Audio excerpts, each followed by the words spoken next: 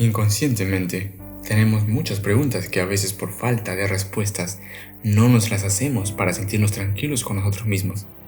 ¿De dónde vengo? ¿Para dónde voy? ¿Qué es bueno y qué es malo? ¿Quién soy? ¿Qué es la vida? ¿Por qué hay tanto sufrimiento? Pero, ¿qué te parece si esta vez me das la oportunidad de iniciar con una de estas preguntas para llegar a una verdad absoluta? Es decir, la verdad en la que gira la existencia humana, tu existencia.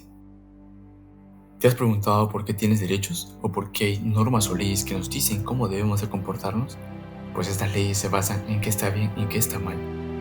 Pensemos, ¿por qué diferenciamos entre lo bueno y lo malo? Pues para diferenciarlo se necesita de una verdad moral.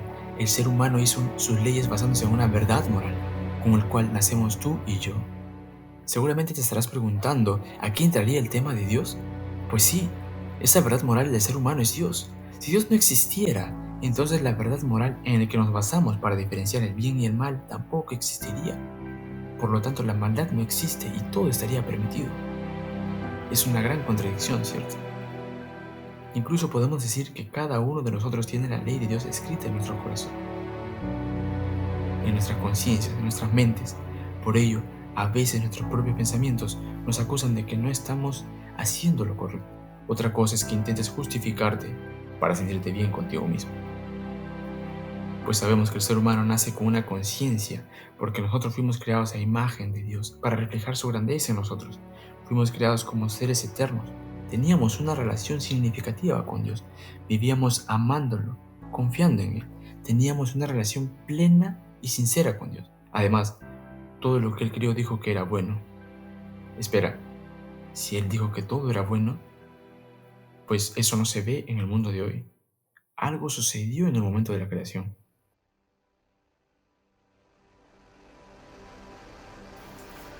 Durante el inicio de este mundo, esa relación que dispuso Dios era voluntaria. Teníamos una relación significativa con Él, pero el primer hombre decidió rebelarse desobedeciendo a Dios, queriendo ser como Dios, conocer el bien y el mal, ser independiente, quebrantando su relación con Él. Por ello el hombre fue destituido de una eternidad junto a Dios. Esto ocasionó la ruptura de la relación con Dios y en consecuencia una ruptura interna en el hombre y que se ha transmitido desde el inicio de la humanidad. Lo hemos sufrido como un vacío y que nosotros tratamos de llenarlo con placeres momentáneos, como con el cariño de alguna persona. Gastamos dinero sin medirnos para sentirnos mejor. Buscamos ser aceptados, admirados por los demás. Buscamos esa satisfacción, ese placer en las fiestas, en el sexo, la pornografía, la drogadicción. Todo ello no es más que la necesidad de ser amado y que llene ese vacío. La relación que se rompió fue entre nosotros, por eso los asesinatos, las guerras, las injusticias. Rompemos las reglas que nosotros mismos definimos. Vivimos contradiciéndonos. ¿Por qué? Porque ahora el pecado mora en nosotros. Somos seres dominados por nuestros malos deseos. La misma Biblia menciona, no hago las cosas buenas, sino lo malo. Eso hago. Un claro ejemplo es desde que nace un niño sin importar que nadie le haya enseñado o que busquen la mejor forma y más sana forma de criarlo. No se puede quitar el mal que se transmite desde el primer hombre, que es Adán. Con un corazón rebelde, el niño tiende a hacer lo malo. Tiende a las mentiras, a la envidia, al orgullo, al odio, al robo, a la violencia. Sin que le hayas enseñado, el niño tiende a todo ello. Tal vez dirás, yo soy buena persona. En comparación a otros no hago daño a nadie. Dime, ¿quién te ha hecho creer esa mentira? Y no lo digo yo. La misma escritura menciona no hay justo ni a un uno. Si te das cuenta, inconscientemente satisfacemos nuestros deseos, no podemos huir de nosotros mismos. Un atributo de Dios es que es 3 veces santo, es decir, perfecto, absoluta y puramente bueno. Como decíamos al principio, es el estándar moral de lo que es bueno. También su palabra dice, Dios es luz y no hay mal en él. Está separado completamente del pecado.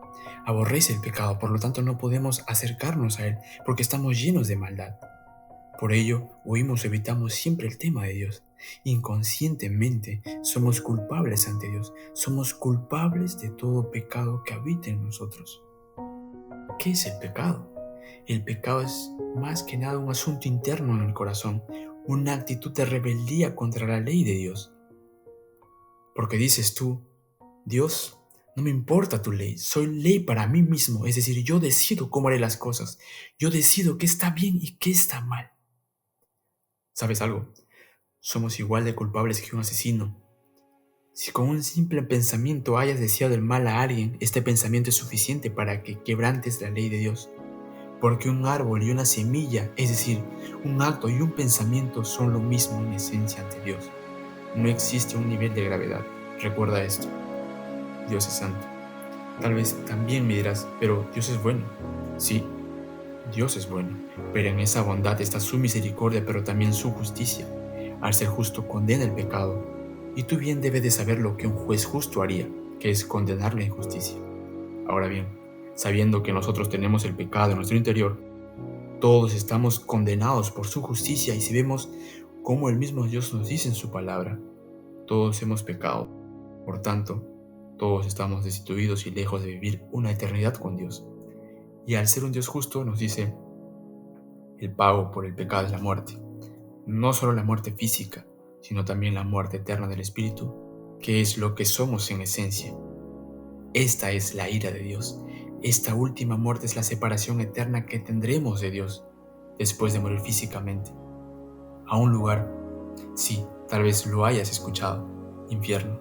Es un lugar con la ausencia completa de Dios, una soledad absoluta. Nuestra mente limitada no comprendería el sufrimiento de estar en un lugar donde Dios esté ausente. Consideremos que estamos en un mundo donde podemos aún gozar de paz y felicidad porque aún el mundo en que vivimos es sostenido por Dios. Recuerda que tus buenas acciones no te salvarán. En las Escrituras nos dice, no somos salvos por las buenas acciones, para que nadie se enorgullezca.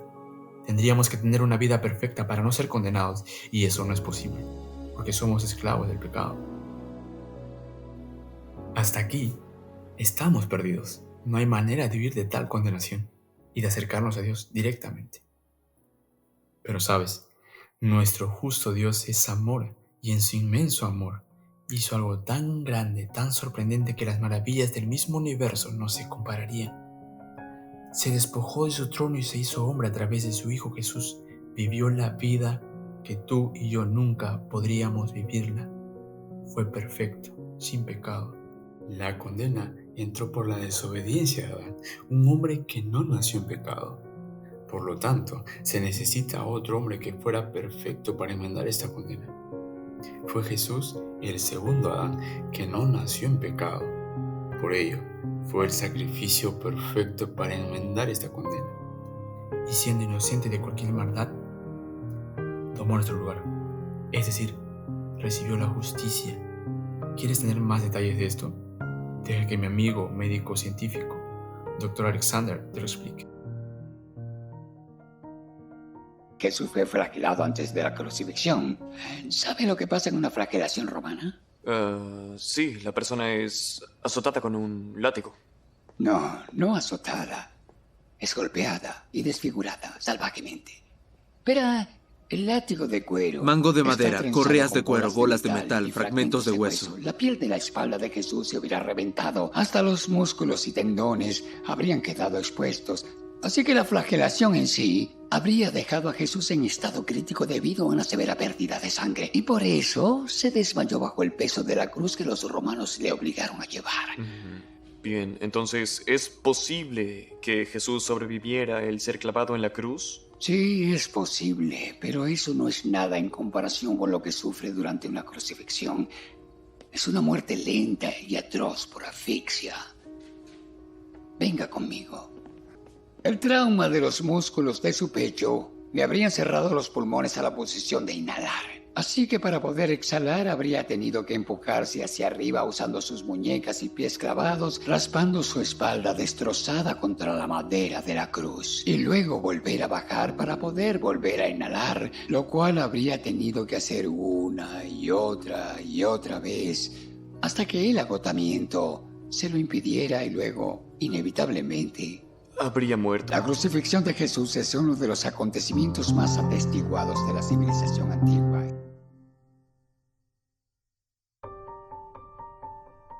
Jesús pagó la condena que nosotros merecíamos, la pagó con cada gota de su sangre, y pensando en ti, en que puedas ser libre de esta condena, mediante una muerte cruel, horrenda en la cruz, pero sobre todo te salvó de la ira de Dios que tú y yo merecíamos. Jesús no tenía miedo de ser crucificado. Jesús temía pasar por la ira de Dios, pero por el amor incomparable hacia ti lo hizo. Él recibió la justicia que tú y yo merecíamos. Pero ¿sabes qué nos da esperanza? Que Él resucitó al tercer día, venciendo la misma muerte. De esta forma curó la relación que teníamos con Dios. Además, la Biblia menciona que fueron cientos de testigos que presenciaron esos sucesos.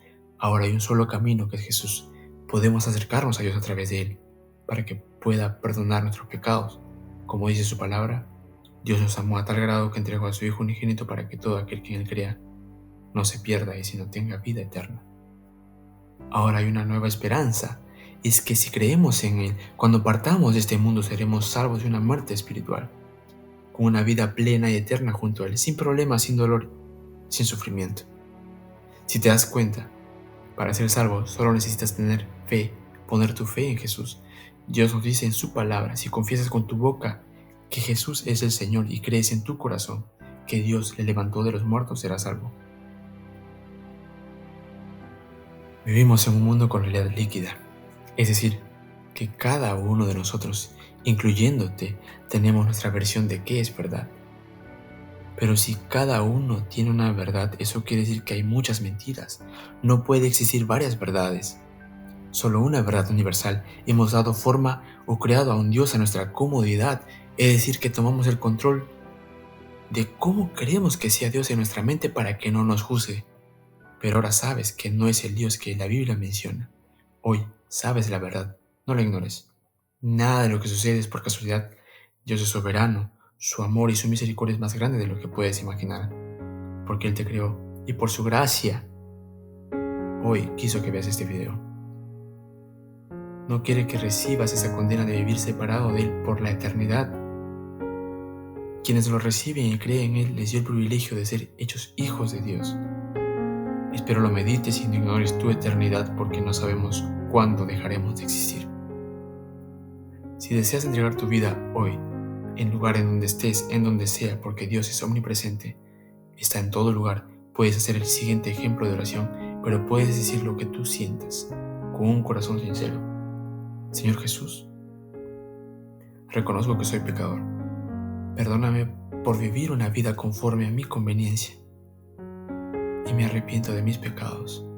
Creo en ti y que recibiste el castigo que yo merecía. Moriste por mí derramando tu sangre en la cruz y que resucitaste el tercer día venciendo la muerte. Dame una esperanza de vivir junto a ti por la eternidad. Te acepto como mi Señor y Salvador. Amén.